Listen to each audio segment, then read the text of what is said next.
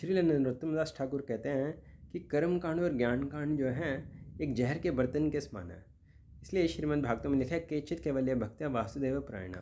कोई विरला व्यक्ति ही जिसने भगवान श्री कृष्ण की शरण ग्रहण कर ली है वह जो अपने पाप कर्मों के खरपतवारों को उखाड़ सकता है, जिनकी फिर से उगने की कोई संभावना नहीं है।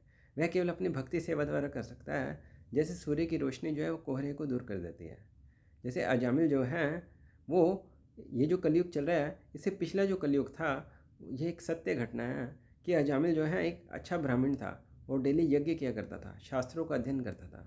लेकिन वो एक बार जंगल में गया और उसका जो मन है एक वेश्या की ओर आसक्त हो गया और वह वेश्या को अपने घर ले आया और अपने माता पिता और पत्नी को घर से बाहर निकाल दिया और उस वेश्या से उसने 10 संतानों को उत्पन्न किया।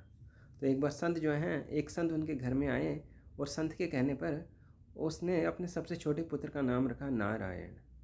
तो अंतकाल में जब यमदूत जो उसको पकड़ने के लिए आए तो उसने जोर से पुकारा नारायण। तो जैसे उसने नारायण शब्द को पुकारा तो वहाँ पर तुरंत विष्णुदूत आ गए। तो विष्णुदूतों ने कहा कि इन्होंने हमारे स्वामी को पुकारा है, आप इनको लेकर के नहीं जा सकते। तो यमदूतों ने कहा कि इन्होंने अपने पुत्र को पुकारा है।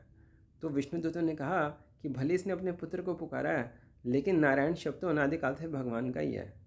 तो उनमें इतना झगड़ा हुआ कि यमदूतों के सारे अस्त्र शस्त्र टूट गए और उनको अपनी जान छुड़ा करके वहाँ से भागना पड़ा। तो अजामिल जो है उनकी सारी वार्तालाप सुन रहा था। उसके बाद जो है वो हरिद्वार गया और उसने अखंड हरि नाम किया और भगवान श्री कृष्ण की शरण ग्रहण की। और अंतकाल में फिर से विष्णुदूत जो है पुष्प विमान में उनको लेने के लिए आए और वह भगवान के धाम चला गया।